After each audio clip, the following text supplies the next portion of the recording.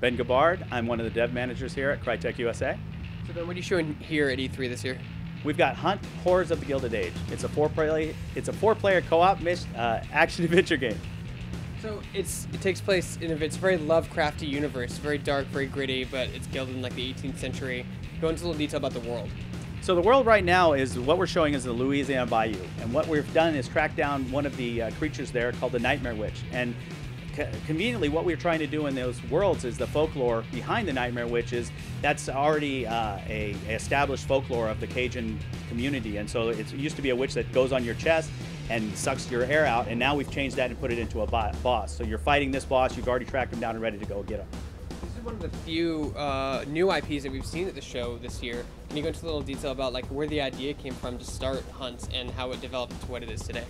So back when we were at Vigil, we always wanted to do a multiplayer co-op. And so when we were acquired by Crytek at the end of last year, we wanted to say, hey, we want to do multiplayer co-op. We're really good with creatures and bosses.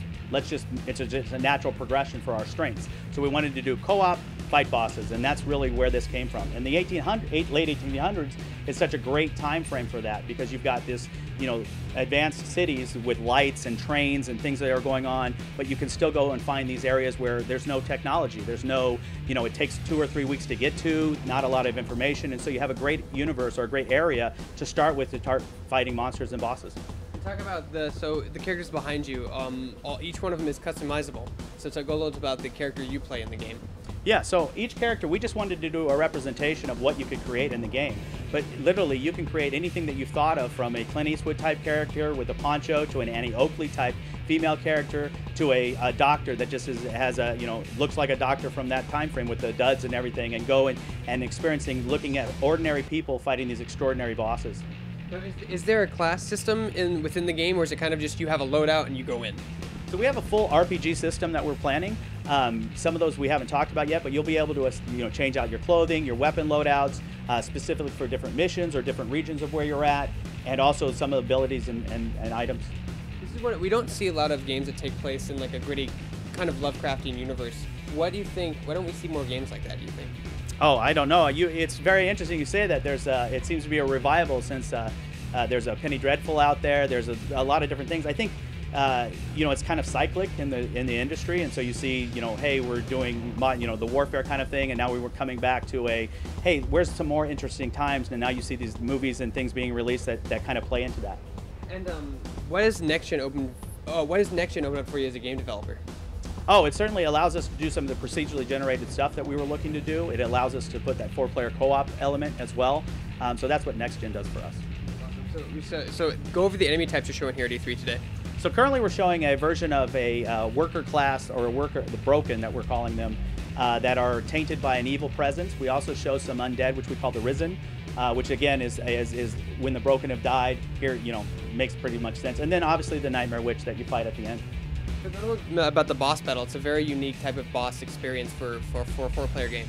Yeah, we really want to bring in the co-op elements to the boss battles, to where in this situation you get pulled into the nightmare mode, and that player has to mark the witch so that the other players can shoot at it to kill it, basically. And so we really want to continue that kind of trend as we're making and creating these bosses, to where you feel, hey, I've got to have these, my friends are being able to do this, so we are all coordinated to make it a unique experience. And so we saw zombies, we saw basically a witch, and we saw what do you call the broken. The broken. Will we see werewolves, vampires, and other stuff from the Lovecraft universe? We're wanting to really make this an international type game. So if you can think of it and you hear it about lore or something like that, we definitely, in the European lore or any of those other places, we're definitely looking to explore that.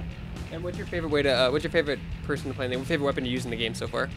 There's so many great weapons that we haven't even shown. It's really hard for me to say that. I would say that, the flamethrower is a unique weapon that you see in the game that's able to do a lot of damage quickly, but you have to be very careful when you're around your friends. So that's one of my favorite ones. Yeah, you talk about that. So friendly fire is always on in this game. Friendly fire is always on in this game. That's one of the things you need to consider as you're playing the game. And we also reward the player as they get better with the mechanics to, you have critical headshots, different things where if you hit somebody in the knee, they'll fall down. So it's really rewarding as you get better at the game to start seeing players advance like that. And when can we play Horrors of the Gilded Age? So currently we're going to go into a beta at this fall, and you can sign up for that at huntthegame.com. But after that, we'll just see where it's at.